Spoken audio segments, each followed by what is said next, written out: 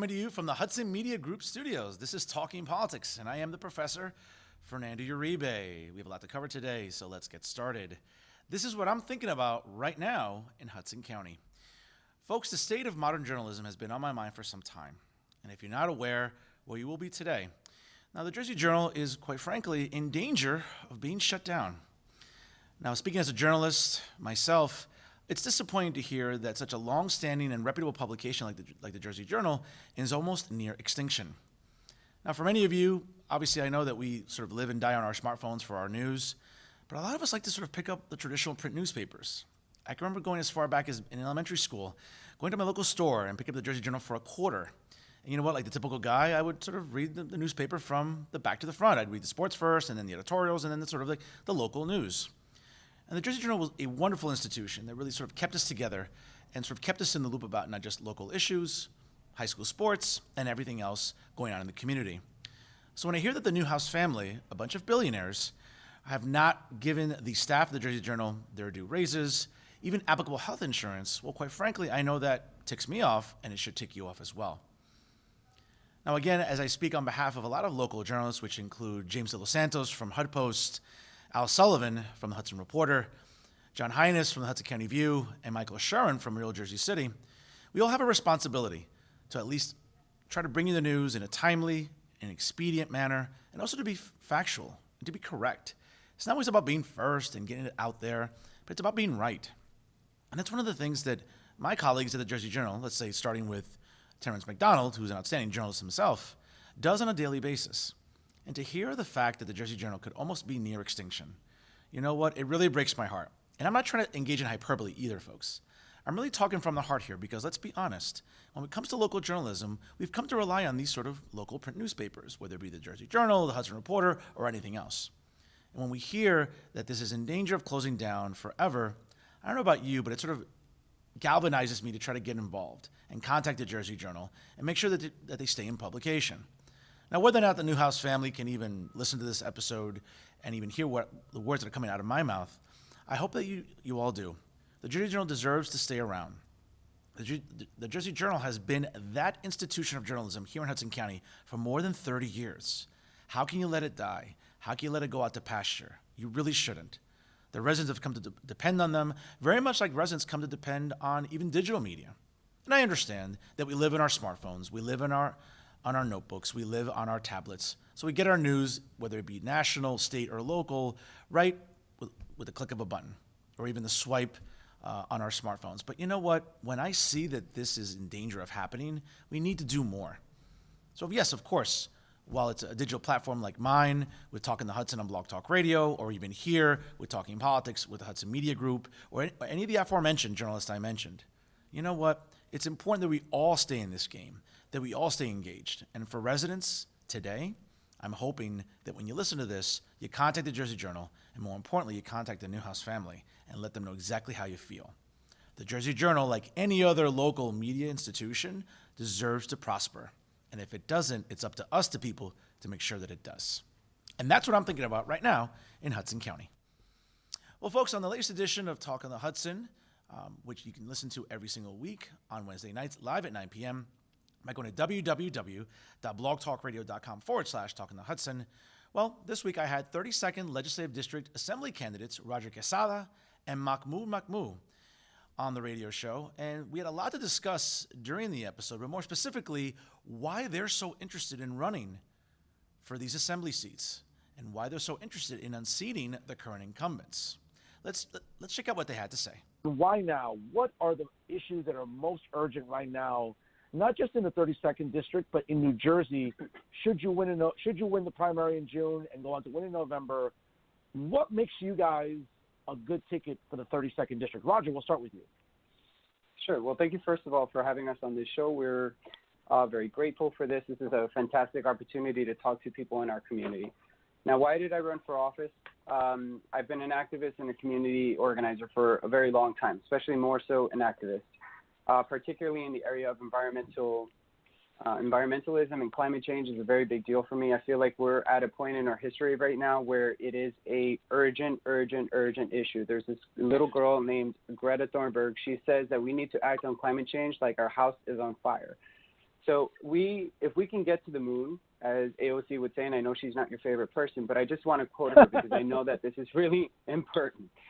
She says, if we can collectively as a country get to the moon, and we took all of those engineering feats to get to the moon, I personally also cannot understand how we cannot figure out how to address climate change when there's so much technology and there's so many solutions out there to address it. Now, I think part of it is this like geopolitical force that the fossil fuel industry has over our entire system, and I think that's part of what Mahmoud and I are trying to fight.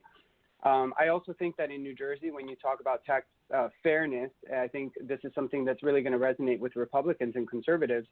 The top 1% in New Jersey make 19.7% of all of New Jersey's income. We right now are the 9th highest state of income inequality in the whole country. So the marginal tax rate, the millionaire's tax that's being floated around in Trenton, was voted on and championed by the Democrats during the Christie administration 5 times. So I personally just don't understand why now there's no political courage or why there's like disagreement on this, because we finally have a progressive governor. So I think that, tax fairness, and I think what people need to understand about the marginal tax rate and the millionaire's tax is that we're not asking for millionaires to pay more on their whole income. It's just that the rich don't really pay a fair share. The burden of taxation needs to be somewhat a little bit equal amongst the rich and the very poor. And right now, the middle class pays a disproportionately high amount of their income to taxes. And we need those taxes, but the rich are not doing that. They're putting their money in stocks and bonds and other non-taxables. They're getting these carried interest loopholes. They're putting their money in tax havens. Enough is enough. I think we have enough millionaires here in New Jersey. I think the average income on the top 1% is $1.6 million. That's 24 and a half times higher than the bottom 99%. So income inequality, major issue, and I think that's one of the same reasons that we have such high property tax rates. Because I think one of the things that they're trying to say with this is that these taxes would go to the property tax relief fund, and we need that revenue. Okay, fair enough, Roger. Mahmoud, please. Fernando, thanks for having us on the show. It's a pleasure, and I think it's excellent that you have a community voice, and you give people the opportunity to talk about different issues in the community that brings us closer together, and it lets the viewers understand who are the players in the game, who's trying to be the voice, and I think it's terrific to have this show for the people. And the 3 cities that we're missing, Fernando, are East Newark, Fairview, and Edgewater in the 32nd Legislative District. All right, good to know. Roger, good to know. Yes, yeah. It's 2 Bergen County cities and then 7 Hudson County cities. So to answer your question about what made me run for office and why going outside the establishment, what made me run is a collective of things. My personal background, my professional background, and a lack of people, transparency, and action in government. So to break down those 3 things, I believe that people are not included in the decision-making process. It's, a few people saying we know what's best to move, decisions forward in the community. Transparency, I see a lot of lack of transparency in government. Not enough people know what's going on. Not enough people know even who their representatives are. We've knocked on thousands of doors, and nobody even knows what a state assembly individual does, right? So that's an issue there. And then the last one is action. We as people have to be, forward thinking, and it's on us to take action, and that's why we're stepping up to be those people to do that. Why am I doing this? As an immigrant who's come to the United States, as an individual who struggled financially, as I worked for the American Red Cross, the United Nations, worked with, individuals who are incarcerated, worked as a director of an immigration and refugee program. It's always been about the people. And, people are so disenfranchised and so fed up with our current system that it's incumbent upon us to make some radical shifts to move our country forward. And that's why we're starting at the state level. We can start somewhere to make some changes.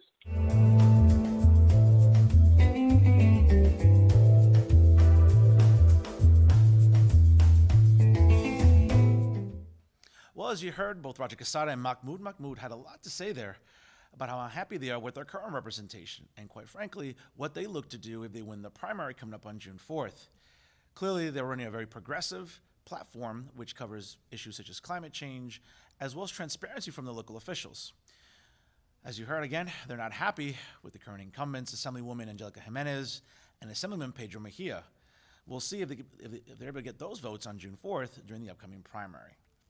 And even as we went on during the interview, specifically, I wanted to find out from both candidates, well, it's not so much about how unhappy they are with the current incumbents, but quite frankly, what they're going to do on the floor of the State Assembly should they win the primary and subsequently get elected this November. They had a lot to say about what their platform represents and, quite frankly, what bills they'd like to have passed. Let's hear what they had to say. Our listeners this evening about legislation that you'd like to introduce on the floor of the Assembly that the current incumbents are not doing. What are some things you can both share with us tonight that say, you know what, elect us, and this is what we're going to focus on upon getting elected in Trenton, and this is what we'll do when we go to Trenton and we introduce, let's say, Bill A, B, and C. What can you tell our listeners tonight? I know Roger touched upon the importance of climate change, but also sort of, other very viable legislation. What can you tell us tonight about specifics that our listeners can look forward to? So I also want to talk about some of the local issues and touch upon the immigration topic that you kind of referenced with the incumbents. So right now, they're coming out at a time where it's very politically expedient to talk about how they want to give licenses to undocumented immigrants. We came out speaking about that weeks ago, probably, I think, even months ago. This administration has been renewing ICE contracts. So the immigration and, the ICE on immigration. And they're even saying that ICE is bringing MS-13 and real gang members to Bergen County. We don't need ICE. I mean, we never needed ICE before. I don't understand why suddenly we have a completely different agency when we have a federal government that's perfectly capable of handling immigration enforcement without this Gestapo kind of crew. So how can you be for immigrants in one sense and then against them in another sense because you want the money? I think that this administration is way too focused on the money. And then when they talk about immigrants, they're really just pandering. They're not really doing anything.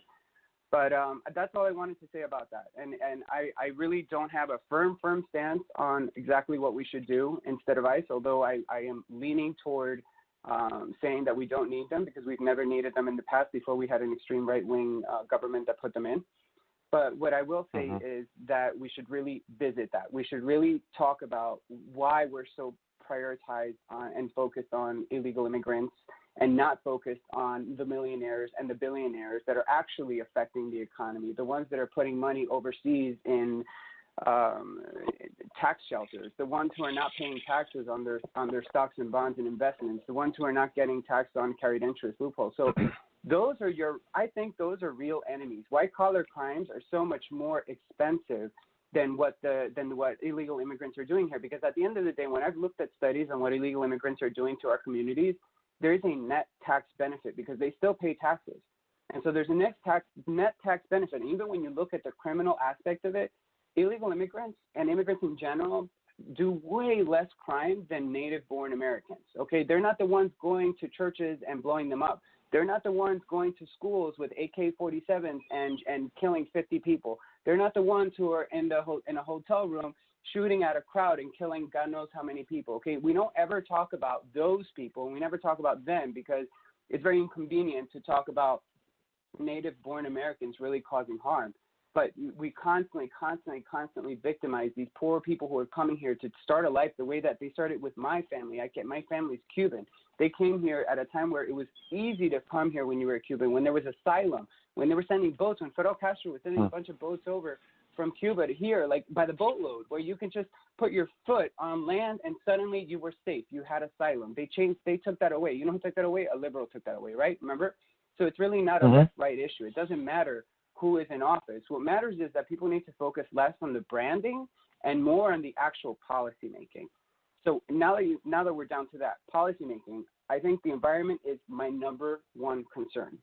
My number one concern. So I want to make sure that the first day that I get there, that we propose a moratorium on all fossil fuel infrastructure. We divest from fossil fuels and we start investing in green energy. The governor has put out that he wants to invest in offshore wind. I think it's a brilliant idea. And I think we also have hundreds and thousands of acres of rooftops all over New Jersey, especially here in Hudson County, where we have a lot of urban development. And we can put solar panels everywhere. We can do community solar. I mean, there's just so many different ways we can do it. Hoboken went 100% green. Sea Caucus is doing amazing things. Sea Caucus is one of the leaders in green energy and sustainability. They've done so much. So why can't we be a little bit more like Sea Caucus? Instead, no, we're putting a power plant in our neighborhood. To me, that is just ridiculous. Mahmoud? So to focus your question, and I'm tying this into what I've heard as I've been knocking on doors, right? Knocking on doors in Secaucus, Harrison, Kearney, East Newark, Fairview. Time and time again, I've heard environment, right? And one thing that I think is very important is what we're missing in Hudson County is we don't have a sustainable environment director in every single city. But Secaucus is leading the way, right? Secaucus has an environmental sustainable director, and she's doing a kick-ass job leading the way and pushing the agenda forward on green and clean infrastructure projects, right? And that's a big kudos to the mayor of Secaucus for hiring an environmental director and putting that at the forefront of the agenda, right? So that's one. Ensuring that housing is affordable, right? We're so close to New York City, and people from New York City come into our district, right? And it's driving up the price of housing, and it's making it less and less affordable, and it's making congestion here due to an overpopulation much more crowded. So one part is ensuring that every single project, development project that's going to be created moving forward is at least 30% affordable housing in them, because we can't have people continuously either flee our state or go to different parts of the state because they can't afford to live here, right? People are working 2 to 3 jobs just to try to even keep up. They don't spend time with their families anymore, and this is real. It's not just a talking point. It's real because I've talked to people in our area, which leads me to the third point, and that's healthcare, right? I talked to a woman who's a crossing guard, and she said that I'm paying over $5,000 just to jump on my husband's health insurance and his copay because I can't afford the health care that I'm getting from my employer, right? So ensuring that every single New Jersey resident has health care if they lose a job, if they get fired, or if any God forbid, anything bad happens to them, that they don't have to worry about paying thousands of dollars just to see a doctor or go to a hospital, right?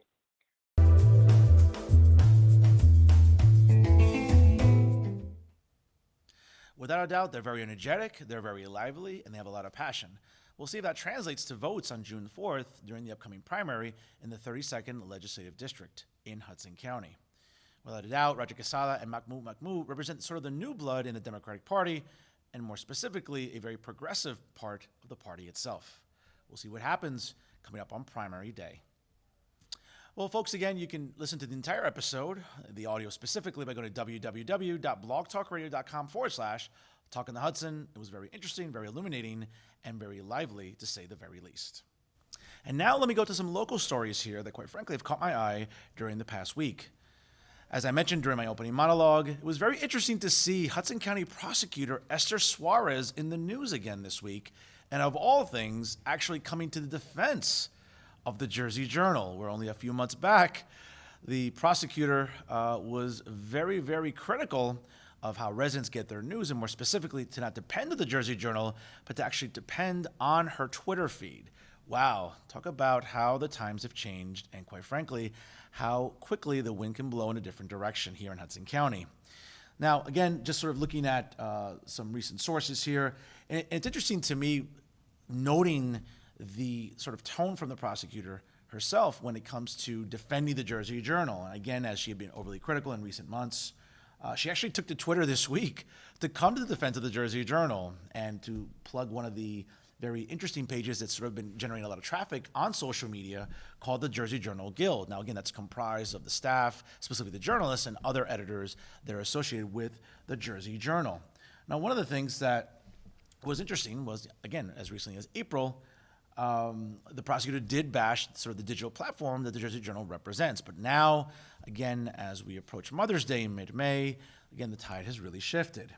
Now, one of the things that's really sort of disappointing about the current circumstances about the Jersey Journal are as follows. And again, and this is just some notes here that I was able to gather from local sources. But one of the biggest complaints from the unionized workers of the Jersey Journal is the fact that the paper only has 3 full-time reporters, only 1 photographer, and the rest of the editorial staff are really comprised of freelancers and part-time workers. And to be honest, folks, that's not the way to run a newspaper. Now, again, I'm not an editor, I'm not a publisher, and it doesn't take having to go to journalism school to know sort of the basic elements about how to run a newspaper, but this isn't it. And also looking at some of the things that, sort of are disappointing is, the Newhouse family, again, a bunch of billionaires that own the Jersey Journal, have refused to give the staff their well-deserved raises. Now, I can tell you because I know him personally, but Terrence McDonald is one of the best journalists in the area. And I know that he works exceptionally hard each and every day to get the scoops. He's in Jersey City. He goes to Bayonne. He's all over the county with anything and everything having to do with Hudson County news. And you know what? When I hear that someone like Terrence McDonald, as talented a journalist as he is, and he's not getting a raise, that's, as far as I'm concerned, that's disgraceful. And to the Newhouse family listening today, I'm not trying to lecture you. I'm not trying to sound sanctimonious to you today, but come on. People like Terrence McDonald and the rest of the hardworking staff of the Journal deserve their raises. They deserve health care. They deserve at least some sort of respect for the quality of work that they've been putting forth for years, if not decades. And when I read these sort of things, this is what's crazy. In the last 10 years alone, they've gutted the staff at the paper. Looking to only have 1 full-time copy editor. These are things that, folks, this is not the right way to run a paper. And when you think about the 12 towns and municipalities in Hudson County, think about this. The idea that the paper itself is almost due to die, and seeing someone like the prosecutor herself, Esther Suarez, come to its defense should really tell you exactly how important it really is. So I applaud the prosecutor for at least having the integrity to sort of walk back some of the statements she made in April about the paper, but more so coming to its defense now. Whether it's her or other elected officials, I'm hoping everyone gets involved here. Whether it's the local assemblymen and assemblywomen, whether it's the state senators, or even the mayors and the town council people, or even the commissioners in their respective townships, you have to come together. Saving the Jersey Journal is an important endeavor. And when I see something like this, folks, you know what? It really, like I said, think about it. Let's put this in perspective here, okay? For as long as we can remember, the Jersey Journal has been a staple here in the area. It came out with its first print edition on May the 2nd, 1867. That's crazy when you think about the longevity and how long-standing it's been here. And to see it die because of either greed on behalf of the Newhouse family or just ineptitude on the part of upper management, the paper deserves better. The journalists deserve better. And more importantly, we the people, the listeners, the readers, the viewers, right? We deserve better. And when we run the risk of seeing a long-standing publication like the Jersey Journal go underwater, I think we all have a responsibility to do what we can. Let's take to social media. Let's go on our Twitter. Let's go on our Instagram. Let's go on our Facebook. Write to the Jersey Journal. Publish the link in terms of raising awareness about it. Because if we don't do something, folks, billionaires like the Newhouse family just keep winning and winning and winning, and they don't deserve to. We, the people, deserve a paper. Here in Hudson County, we have that with the Jersey Journal. And if the Jersey Journal goes, who's to say other print publications like the Hudson Reporter and others won't go under too? So again, folks, you know what? When I hear the prosecutor take such a stand this week, I applaud her. It's really, really admirable that she's sort of putting her name out there, defending the Jersey Journal, and I'm hoping that other visible elected officials are going to end up doing the same. We'll find out if indeed the Jersey Journal will close by the end of the month. Folks, also another very interesting development happened this past week in West New York. Certainly you're all aware, and certainly I want to give credit to fellow journalist John Highness with the Hudson County View, sort of breaking the news this past Saturday. But a controversial cell phone video surfaced this past Saturday after a business owner was taken into custody by West New York police. Now, again, just to sort of give you some brief details here. The video itself did show a man handing out campaign literature on behalf of West New York Mayor Felix Roque. As we all know, May 14th is the showdown between the incumbent Mayor Roque in West New York and the New Beginnings ticket led by the Hudson County Democratic Organization. But one of the things that's really, really interesting, and again, if you check it out online, it's really, really sort of surfaced a lot on our news feeds.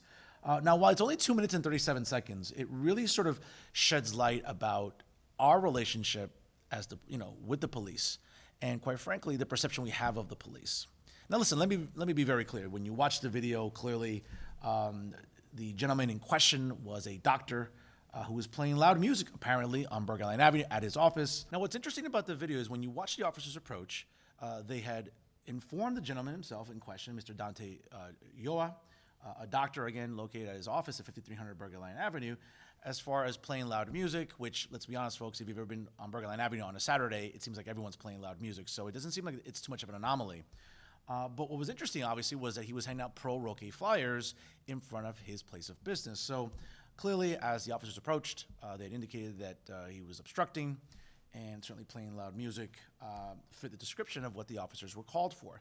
Now, listen, as you watch the 2 minute, 37-second video, clearly you could tell it was getting very, very hostile and contentious early on. And folks, listen, I really don't know who's to blame here, but I can tell you from police officers I've spoken to this past week, the police practices seem to sort of fall in line with what's sort of the right protocol. But at the same token, listen, and I don't know Dr. Yoa, I certainly don't want to pass judgment on him, but folks, at least from my experience, and I think at some point in our lives, whenever we've been handcuffed, I know I have, the reality is that once you see an officer take out his or her handcuffs, listen, any desire you have to sort of fight them off, quite frankly, that should stop. Be taken into custody. If they rough you up, that's unfortunate, but then you have at least a legal case to sue a department later. But don't resist arrest. When it's you against three officers, quite frankly, you're not going to win that fight.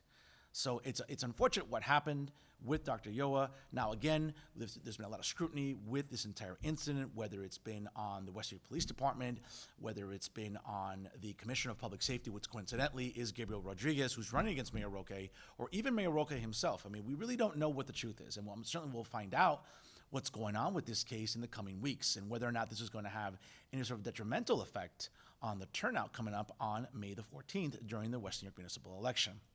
Again, folks, when we look at what happened there, again, the video's been out there for everyone to see. And honestly, you make the decision yourself. Who was in the right, who was in the wrong. Quite frankly, it's a situation none of us ever want to be in. Well, folks, again, I want to thank you for joining us this week here. Certainly, you can listen to the podcast every Wednesday night live on Blog Talk Radio by going to www.blogtalkradio.com/Talking the Hudson. Don't forget to follow the show on Instagram at Talking the Hudson. Also, on Twitter, you can follow me at Professor F. Uribe. You can also follow me on Facebook, and specifically Talking the Hudson itself on the Facebook page. So make sure you like it, share it on your walls, and tell your friends to do the same. Don't forget to follow all the great programming that Hudson Media Group offers you each and every week by going to www.hmgtvshows.com and www.livestream.com/HMGTV. Don't forget to like them on Facebook and also follow them on Instagram and Twitter. If we're talking politics, we're doing it right here with the Hudson Media Group. I'm Fernando Uribe. Thank you so much for watching.